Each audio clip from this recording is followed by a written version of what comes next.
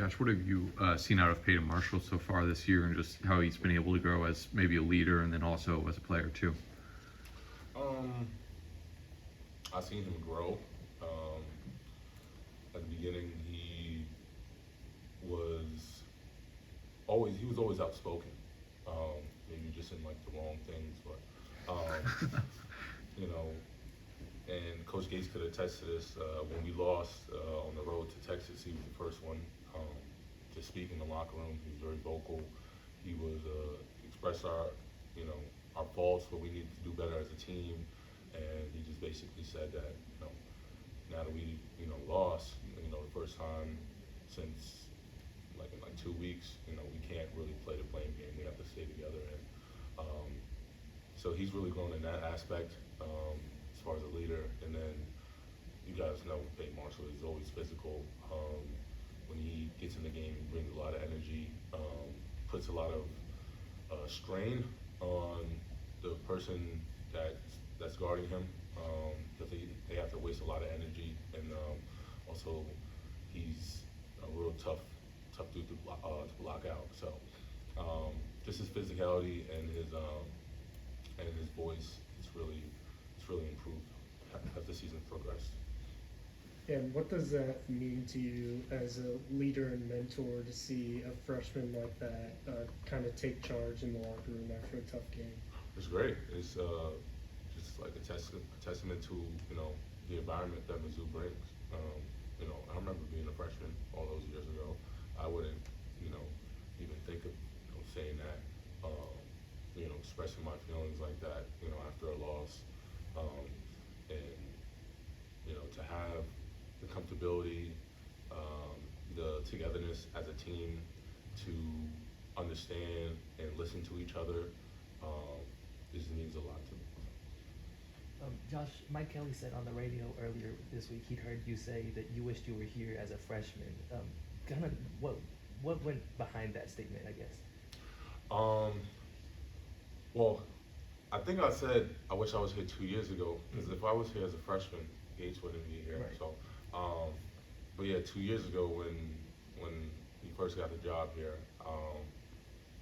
what basically goes into that is just like the environment that I'm in now. It's such a different environment that what I'm used to. And it took a while for me to adjust.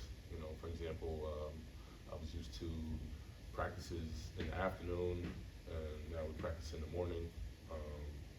So that was a small adjustment. But everything that I've absorbed here, that I've got to witness and be a part of, it's been great. So that's why I said that. I wish I was here 2 years ago. That would have been my junior year, because I wish I had more time. Josh, the things that you have absorbed from here and from Coach Gates, how's that changed you on and off the court in your few months here? Well, he's always challenged me to, use my voice, talk on the court. Sometimes even defensively, when I'm doing the right things. The fact that I'm not talking, right, and I'm being silent hinders the team, because you can't really expect everyone to, know what I'm thinking, or make it as seamless as I make it sometimes. So sometimes you have to talk and lead your teammates through certain defensive schemes and certain sets on the court. And then off the court, we've just been talking about just me, just doing things like 100%, being more punctual with things. Being a leader, stop being so standoffish, be with the team and stuff like that. Because I do like my privacy, right? But this is a family, all right? So, and then that's just another thing, back to the previous question, that's just like, I didn't really have like a family vibe, like a real family vibe from when it comes to like the coaching staff all the way down to the players. So it's a real tight group here. So now that I have that, it's like kind of, trying trying to adjust to, you know, letting my guard down a little bit, trusting people more, and, you know, all that stuff. Josh, in this new role you're in, when you're starting games on the bench, what are you watching the game for in those first 2 minutes before you maybe check in for the first time? The sets are the sets, right? Mm-hmm. You know, we can run offense. You know, I got all the plays up here, so I'm not really worried about how they guard us. I'm more so worried about how we're guarding them, which player is getting most of the shots, how they're crashing, if they're sending 3 guys, if there's just 1 guy on the offensive boards. And then when I come in the game, just, you know, bring a lot of energy, right? Can't come off the bench and just be mute, just be silent, and, you know, not bring any energy at all. So, you know, that's what I'm thinking those first 2-3 minutes while I'm sitting, just focus on getting out there and, you know, making an impact, you know, especially just on the defensive end.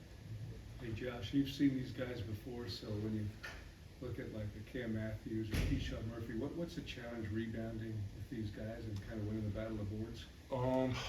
I would definitely say I got to block Cam Matthews out. He's a 5-year SEC guy like myself, if I'm not mistaken. So he's been down there. You know, last year he was there with Tolu Smith, and now he's there by himself, and he's really, you know, he's basically the X factor. You know, we talk about, you know, Hubbard a lot, but he really gets the team going. He's taking them more. He's taking more responsibilities in terms of, you know, playmaking and, you know, seeing where the ball goes, and, you know, definitely like crashing a lot. So he's going to be a tough cover that we got to, you know, keep off the glass. And you said Keyshawn Murphy. Yeah, just the other big. Oh yeah. Yeah, we gotta block him out as well. Is that the guy with the hair? Yeah. Okay. But yeah, those 2 guys. They've been at Mississippi State for a long time. Played against those guys for a long time. So those are one of the teams that I feel like can match our physicality in the SEC. So it's just going to be a game of, you know, punches and counter punches. So you just got to stay in it. Josh, Coach Gates said a little while ago that he is A-okay with you grabbing 10 rebounds even if you go scoreless. Are you okay with that? Yeah, I think really there. You know, talk about like egos and, you know, individual goals and stuff like that. Pretty selfless person, you know. But I feel like, you know, now as the seasons progress, we've started to get into like, you know, I'm doing all like the hard, the dirty work that no one else wants to do, right? Maybe reward me a little bit here and there, and that's what we're focusing on a little bit more now. But, you know, I go scoreless. You know, I don't think I've even put a shot up in some of those games when I went scoreless. So I was just really, you know, keen in on and locked in on the defensive side and running our stuff right and getting people open with my screens and, you know, hedging ball screens and stuff like that. So. Just curious, has a coach ever told you that they don't care if you score or not before? Say that one more time. Has a coach ever told you they don't care if you score or not before?